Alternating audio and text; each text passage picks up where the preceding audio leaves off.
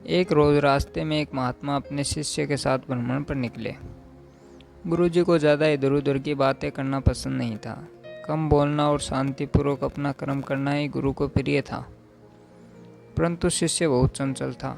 उसे हमेशा इधर उधर की बातें करना ही पसंद थी। उसे दूसरों की बातों में बड़ा आनंद आता था। चलते हुए जब वो तालाब से गुजर रहे थे तो उन्होंने देखा कि एक धीवर नदी में जाल डाले हुए है। शिष्य यह सब देख खड़ा हो गया और धीवर को अहिंसा परमो धर्म का उपदेश देने लगा। लेकिन धीवर कहाँ समझने वाला था। पहले उसने टालमटोल करनी चाहिए और बात जब बहुत बढ़ गई तो शिष्य और धीवर के बीच झगड़ा शुरू हो गया। यह झगड़ा देख गुरुजी, जो उनसे बहुत आगे निकल गए थे, वापस लौटे और शिष्य को अपने साथ चलने को कहा। हम शिष्य को पकड़कर ले गए। गुरुजी ने अपने शिष्य से कहा, बेटा, हम जैसे साधुओं को काम सिर्फ समझाना है, लेकिन ईश्वर ने हमें दंड देने के लिए धरती पर नहीं भेजा है। शिष्य ने पूछा, महाराज को न तो बहुत से दंडों के बारे में पता है और न ही हमारे राज्य के राजा बहुत लोगों को दंड देते हैं, तो आखिर इसको दंड कौन देगा? शिष्य की इस बात का जवाब देते हुए गुरुजी ने कहा, बेटा, तुम निश्चिंत रहो। इसे भी दंड देने वाली एक अलौकिक शक्ति इस दुनिया में मौजूद है, जिसकी पहुंच सभी जगह है। ईश्वर की दृष्टि सब तरफ है और वो सब जगह पहुंच जाते हैं। इसलिए अभी तुम चलो, इस झगड़े में पड़ना गलत होगा, इसलिए झगड़े से दूर रहो। शिष्य गुरुजी की बात सुनकर संतुष्ट हो गया और उनके साथ चल दिया। इस बात को ठीक 2 वर्ष बीत गए। एक दिन गुरुजी और शिष्य दोनों उसी तालाब से गुजर रहे थे।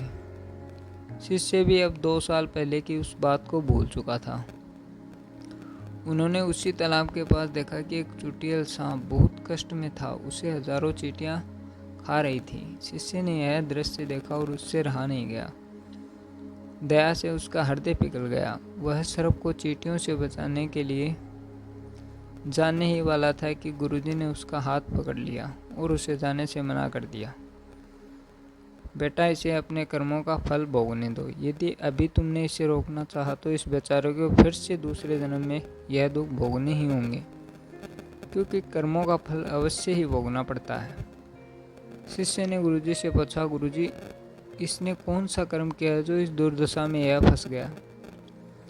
गुरु महाराज बोले, यह वही धीवर है जिसे तुम पिछले वर्ष इसी स्थान पर मछली न मारने का उपदेश दे रहे थे, और वह तुम्हारे साथ लड़ने के लिए आग बबूला हो रहा था।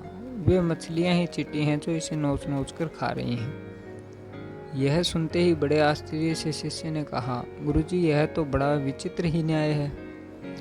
गुरुजी ने कहा, बेटा, इसी लोक में स्वर्ग नरक के सारे दृश्य मौजूद हैं। हर क्षण तुम्हें ईश्वर के न्याय के नमूने देखने को मिल सकते हैं। चाहे तुम्हारे कर्म शुभ हो या अशुभ, उसका फल तुम्हें भोगना ही पड़ता है। इसलिए ही वेद में भगवान ने उपदेश देते हुए कहा है, अपने किए कर्मों को हमेशा याद रखो।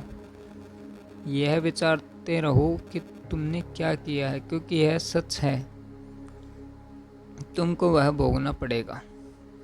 जीवन का हर क्षण कीमती है, इसलिए इसे बुरे कर्म के साथ व्यर्थ मत जाने दो। अपने खाते में हमेशा अच्छे कर्मों की बढ़ोतरी करो, क्योंकि तुम्हारे अच्छे कर्मों का परिणाम बहुत सुखद होगा। इसका उल्टा उतना ही सही है, तुम्हारे बुरे कर्मों का फल भी एक दिन बुरे तरीके से भुगतना पड़ेगा। इसलिए कर्मों पर ध्यान दो, क्योंकि वो ईश्वर हमेशा न्याय ही करता है। ईश्वर गुरुजी की बात स्पष्ट रूप से समझ चुका था। शिष्य गुरुजी की बात स्पष्ट रूप से समझ चुका था। हम चाहे इस बात पर विश्वास करें या नहीं, लेकिन यह सत्य है कि ईश्वर हमेशा सही न्याय करते हैं और उनके न्याय करने का सीधा संबंध हमारे कर्मों से है। यदि हमने अपने जीवन में बहुत अच्छे कर्म किए हैं या अच्छे कर्म कर रहे हैं, तो इसके अनुरूप ईश्वर हमारे साथ न्याय करेंगे। यदि कहानी आपको पसंद आए तो प्लीज़ चैनल को सब्सक्राइब ज़रूर करें